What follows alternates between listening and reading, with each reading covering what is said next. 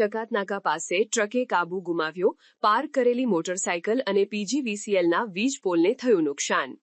રાજકોટથી અમરેલી તરફ આવી રહેલા ટ્રકના ડ્રાઈવરે ચિતલ જકાતનાકા પાસે એકાએક કાબુ ગુમાવતા ટ્રક રોડની જમણી સાઈડ ઉતરી સાઈડ પર પાર્ક કરેલી મોટરસાયકલ પર ફરી જતા મોટરસાયકલને નુકસાન થયું હતું, તેમજ પીજીવીસીએલના ચાલુ પોલ સાથે અથડાતા નાસભાગ મચી ગઈ હતી.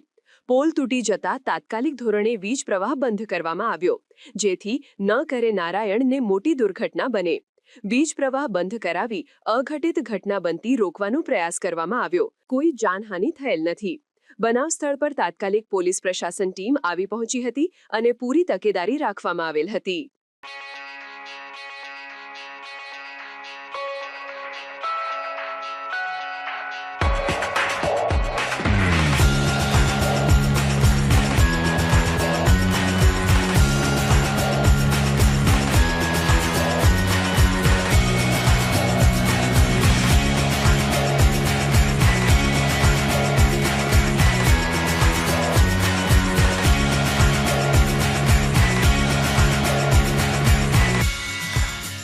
સમાચારની અવનવી અપડેટ જોતા રહો નિખરતા ગુજરાત ન્યૂઝ સાથે. નિખરતા ગુજરાત ન્યૂઝને લાઇક, શેર, સબસ્ક્રાઇબ કરો અને બેલ આઇકન દબાવીને સમાચારની ઝડપી માહિતી મેળવો.